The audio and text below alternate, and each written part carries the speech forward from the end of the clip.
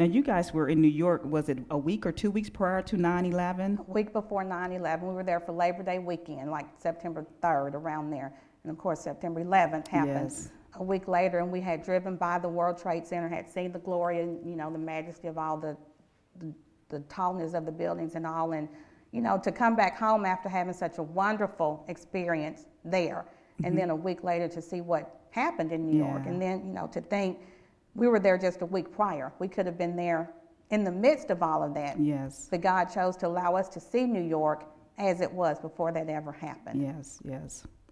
Now we're going to fast forward a little bit more. So we leave in 2001 for the ones who are on this journey with us. We're going to leave 2001 and we're going to fast forward to January, I believe, 2005 is when you all started discussing maybe with your brother-in-law about another home or a possibility of moving, or I guess just playing with that ideal. And like I said, I don't want to give too much information about the book, but the home that you all are currently in, first of all, was not there because it was just a vacant land, unsellable land. Let's talk about this land. I mean, why this spot? Like you mentioned in the book, there's thousands of places, thousands of plot or a vacant land for sale. And we looked at them all. and that you could have easily just picked on any side of town, but this particular land that wasn't for sale, no contact, no way of reaching whomever, but this is what you wanted. This is what your husband wanted. I believe he was really geared towards it as well. But you would not let it go. William would not let it go. Let's talk about how the Lord blessed you with the land first before we talk about the house. Well, the land itself, actually the whole thing about the house, we weren't even looking for ourselves. We hadn't planned to move. Okay. The house we were in, we thought that was our dream home, and we had given it our all, and that's where we were going to be. We were going to stay in that house. And actually, I was looking for someone else, for William's sister and brother-in-law who lived in California. Okay. So I went out looking for houses for them, and I was going to send them some brochures and things. And that was actually the first seed, I guess, that the Lord had planted in my spirit. Well, maybe it's time for us to move too. So we thought, we'd be like everybody else, go find a house and move in it. Wouldn't be a big deal. There, like you said, thousands of homes in this area, and we only wanted, certain criteria that we had to have because we didn't want to give up anything in the current house. Yes. And it just went from one thing to the other, and we never could find anything that met our criteria. And this land, it's a 1 acre lot right next door to my mother. Okay. She still lives in the same house that I grew up in the 70s. And this house had actually been there at the time, and the land that was left now, because the house that used to be there had fallen in on itself.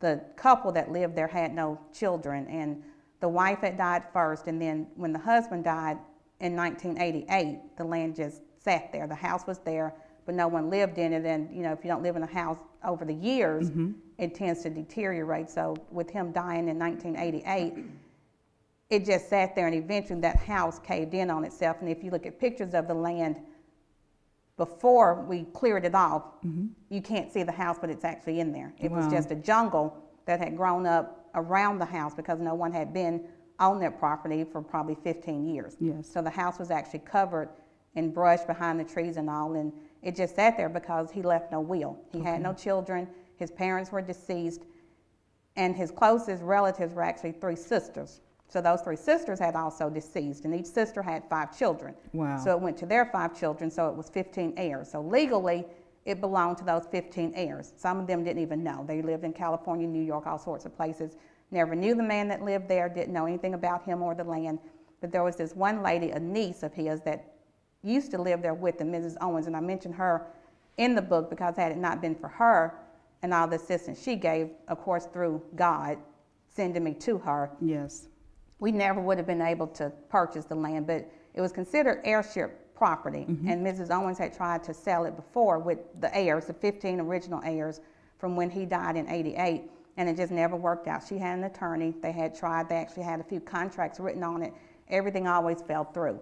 The land was never sellable, so she eventually just gave up on it, but she continued paying the property tax because that was family property, and she didn't just want to give it up, and then the government would come in and take it over if the taxes weren't paid. So we really didn't think we could get that land, but William really wanted it. Okay. And it's surprising because it was right next door to my mother. Yes. And most most son-in-laws wouldn't want, to build a dream home right next door to their mother-in-law. But, the relationship that the two of them have, it's a very special relationship. And, considering everything, it's actually the perfect place for us to be because of their relationship with each other. It's a wonderful situation, but the only thing was we couldn't buy it because it wasn't for sale. And we didn't know who these heirs were. Yes. So eventually we found an attorney, and I go into detail about that in the book too, because that's yet, another testimony, another plan Yes. that God led us down, and, everything was all worked out from the beginning. We just didn't know it. Yes. So, eventually we were able to purchase it, but it took getting an attorney and going through the entire process of actually a 1-year ordeal to make everything legal so that all the heirs, which it had gone from 15 to 32.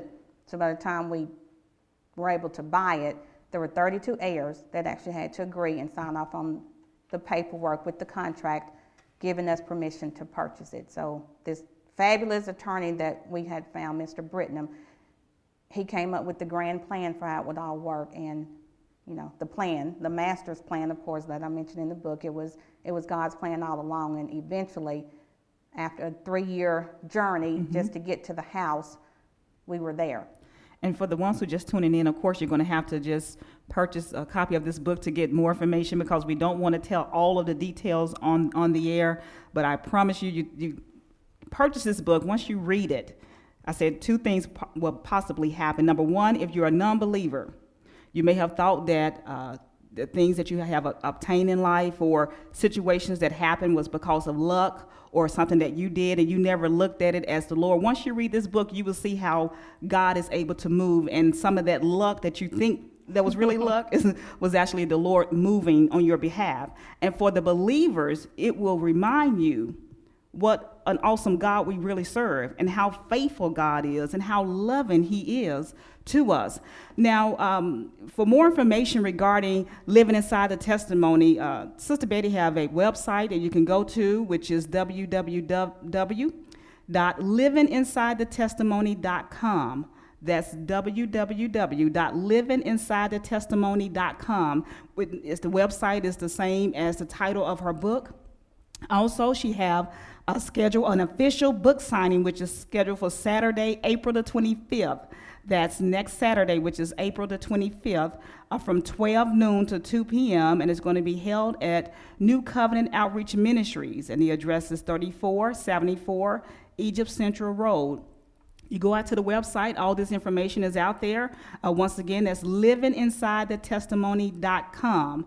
You can always visit my website for more information, but I just want to thank Betty for being here with us here today on the Gatekeeper broadcast. And thank you for having me. I know that this book is going to be a blessing to many people, and I wanted to, of course, we can talk later, but what was your family's reaction to the book? But for the ones who have any questions for Betty, feel free to visit her website. She have a section out there where you can submit your comments or ask her questions, or, of course, also purchase the book. And she would be happy to meet you. You want to talk about the book signing? Anything you want to tell the guests? What else is going to be going on during that time? Oh, in addition to the book signing, of course, that's the official kickoff, and it's at my home church at New Covenant. And then there'll also be another book signing Sunday, May 3rd, from 12 to 2 o'clock, and it's going to be held at Starbucks on Kirby Whitten. It's 2955 Kirby Whitten Parkway in Bartlett. So at either book signing, I'll be there for both, one on Saturday, April 25th, and then Sunday, May 3rd at Starbucks. And as Tiffany said, you can find that information on the website, or you can email me. My email address is betty@livinginsidethetestimony.com for more information. All right. Have any questions or comments? Once again, the email address is thegatekeeperbroadcast@ymail.com. As always, here on the Gatekeeper broadcast, we thank you for tuning in. Be obedient and use your keys for the building of God's kingdom. God bless.